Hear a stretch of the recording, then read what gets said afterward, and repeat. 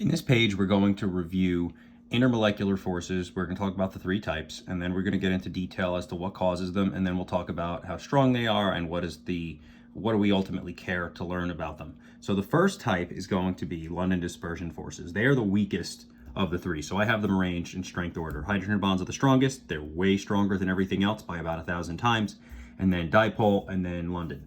And so London dispersions are the weakest. And the reason they're the weakest is because they come around when electrons of one molecule attract to the nucleus of another. So if I had, there's no positive negative ends in here. These are only for symmetrical molecules. This would be, my example here is actually an H2. So here's an H2 and here's an H2. Now you may not be used to looking at them like this because we don't often show it like this, but I have drawn this before as a single molecule. In other words, I've shown you just one of these. So if here's my H2, the two electrons that are forming the bond are these two in the middle, and then here's the nuclei of each H. And we've talked about what holds the covalent bond together. This nucleus attracts to the shared electrons, and so does this one. Neither one of them wants to give them up, so they stay put, and that's what holds them together. We call it mutual attraction to shared electrons. Now, here's what causes London dispersion forces. The nucleus of one stable hydrogen molecule can actually attract to the electrons of a neighboring molecule. And so this little bit of attraction here, it's not a very strong attraction, that's why it's the weakest. It makes these molecules, when two magnets attract, they get a little closer together. So if normally they'd be out here, once they get their attraction going on intermolecularly, they get a little bit closer. And that's why it's called intermolecular forces of attraction, because it's forces of attraction between different molecules. Now, you will most likely be asked a question on this, and the question is really going to have to do with group 17, the halogens, which is from fluorine straight down. Now this periodic table is not colored, but normally if they're colored, fluorine would be red because it's a gas, chlorine also red because it's a gas, bromine blue because it's a liquid, and iodine and At are solid, so then they get written in black. Those are just the color codes. So now the question is, what's causing that? In other words, if we look at Cl2 and F2 and Cl2, they're gases. They're small and light. They have weak intermolecular forces. There's not a lot holding them together. Bromine's got stronger intermolecular forces because it's able to pull itself close enough together that it turns into a liquid, and iodine's forces are so strong that it can pull itself together to make it be a solid at room temperature, or at STP is a better way of saying it. And what causes this, and this is true for all intermolecular forces, but it's most notable in group 17, as the number of protons in the nucleus gets increased. In other words, as this becomes more positive, the attraction to the negative gets stronger. Well, if you've got a stronger attraction, your molecules are going to get closer together. So more protons in the nucleus means a stronger attraction. Stronger attraction, molecules get closer together. As the molecules get closer together, they change their phase. That is what's causing the changes in group 17. The other thing is that the boiling points will go up as well, but that makes sense. If this thing's a gas at STP, that means it's already boiled. If this thing's a liquid at STP, it hasn't boiled yet because it's a liquid, and if this is a solid at STP, it hasn't even melted yet, let alone boiled. So that should make sense that the boiling points go up. It's not as much of an issue for these, but for the other intermolecular forces, they won't necessarily, or they won't often cause phase change, but they will create dramatic swings in boiling points. And so, and then sometimes phase change, but not guaranteed. So this is what you have to know.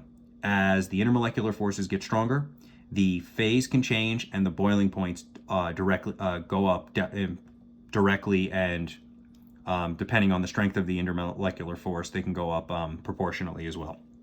So that's the main thing. Stronger intermolecular forces means higher boiling points. That's what you have to take away from that.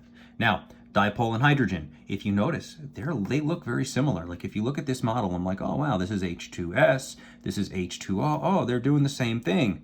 That's because dipole forces and hydrogen bonds are the same thing, okay? But because of their vast difference in strength, we put them in different categories. That's all there is to it. What that means is we do it in everyday life. For example, a BB gun and a bazooka, or a firecracker and a nuclear bomb. Yes, they are technically the same thing. Firecracker, you light the fuse, it goes boom. Nuclear bomb, you detonate it, and it's obviously a much bigger boom. BB gun shoots a little pellet. Bazooka shoots a giant pellet, right? Or, and it explodes when it, comes in contact with things. So that's the idea. Because they're so dramatically different, we put them in different categories, but they're really doing the exact same thing. They happen, these are for asymmetrical molecules, which are polar. So in other words, they have positive and negative ends. So unlike London, where there are no positive and negative ends because our molecules are all symmetrical, whereas in London, the nucleus had to ended up attracting two electrons of a different molecule. Here, you have two molecules that are next to each other that have defined and definite positives and negatives. And so what happens? Opposites attract is what happens. If you look at it, the H's are the positives. They're going to attract to the S's of a neighboring molecule because that's the negative end. If we were to do this in our notes, we would have polarity arrows to show the difference. And basically, I'm not going to draw them all in, but you get the idea. So the S is the negative end and the H is the positive end, and they attract. And it could be from H2S, it could be from HBr, which we've drawn out before. It could be from any polar molecule can do this with itself, because if you have a positive end, by definition, you're going to have a negative end, and a different molecule. If you have the same molecule and it's your neighbor, well, it's just going to flip around and attract to you. So this happens all the time. Hydrogen bonds, same thing, positives to negatives. Then why do they get, the question really is, why are they so much stronger why are they so much stronger here and not here? Like, what's the difference? And here's the real answer. Hydrogen bonding only occurs between F, O, and N. It's when these three elements form polar bonds. The saying to remember it is, hydrogen bonding is fun. Okay, yeah, I know, not very funny, but it is very funny. And so HF, these are the three molecules that do it, H2O and NH3. Now, granted, are there other molecules that have hydrogen bonds? Absolutely. All you have to have is H bonded to F, or O bonded to H, or N bonded to H, particularly these bottom two. The reason I say the bottom two is with H and F bond together, they can only make one bond each, so that's one molecule. But H can bond to O, and then O can bond to something else. And like, you don't need two H's and an O to have hydrogen bonds. You just need one H bonded to one O. And the same thing with NH3. You need one N bonded to an H, and then the N could be bonded to some other things, part of a bigger molecule. But point is, these three elements are the three most electronegative elements on the whole periodic table. So therefore, when they bond, they make the most polar bonds possible. And they are so much more electronegative than all the other elements that they get put into a special category, because their ENDs are going to be much greater than all the other elements. That's why we call them, that's why they get put into a separate category, but everything else is the same. So if you remember or if you haven't done it yet, we're going to do a lab called the model building lab, and you're going to graph out the molecular weights and the boiling points, and I'm going to ask you questions like, why does HF have such an extraordinarily high boiling point compared to if I made similar molecules like HCl, HBr, HI? And HF's boiling point is way higher than all of them, and you wouldn't think that it would be, but it's the fact that the hydrogen bonds create such a greater degree of polarity that you get better attraction and therefore higher boiling points. Hopefully that explains everything.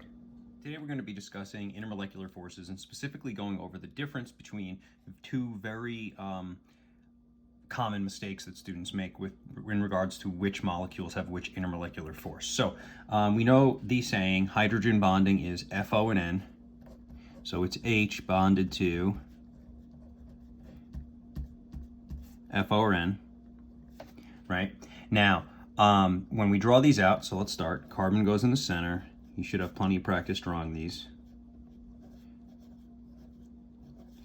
It's going to bond with an H, put the F over here just because I have more room. Doesn't really matter. An H there. When carbon bonds with these guys, well, there's an uneven, or there's more atoms than just 4, so you can't do it the normal way you would do it. What you end up having to do is bond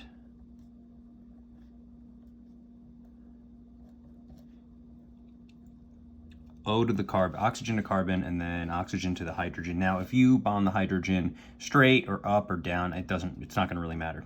So when we draw the Lewis dot structures, it looks like this.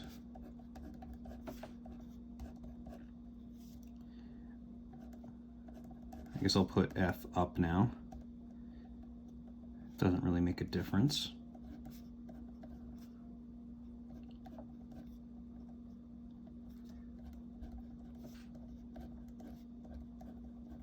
And again, there's polarity arrows. I'm not going to include that. But the key is the intermolecular force present. So this molecule, if we draw our symmetry lines, is clearly asymmetrical and polar. So is this one. It fails dramatically in one way, and it actually works in the other, but still asymmetrical and polar. Now here's the trick.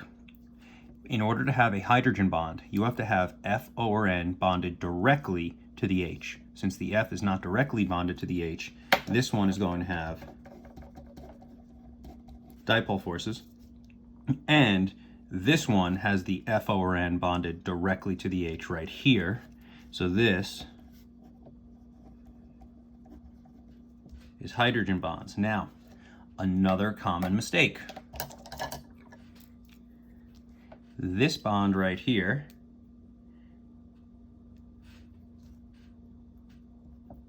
is often mistaken as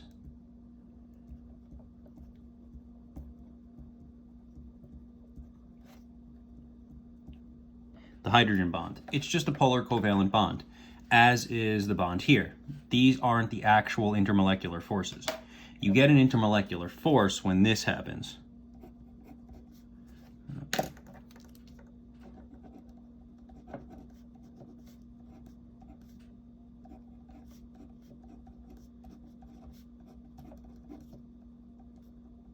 So here's one molecule.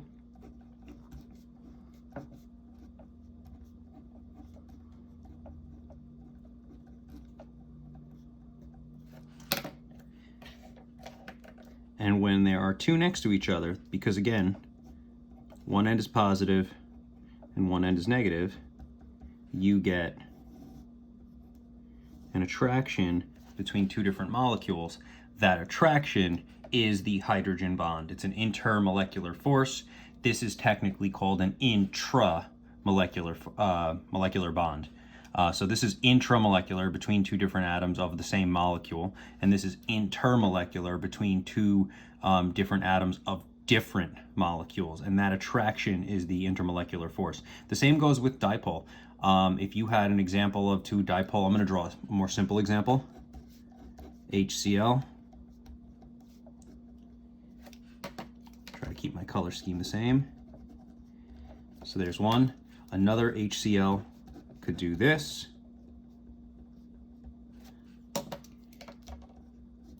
And then this attraction